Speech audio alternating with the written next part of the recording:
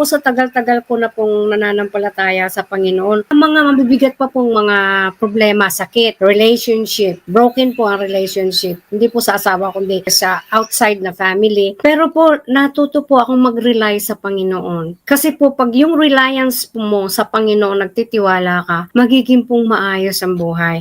At di na po ako nagpapanik. Yan po ang iwasan natin, nagpapanik ka agad. Walang bigas, Amen.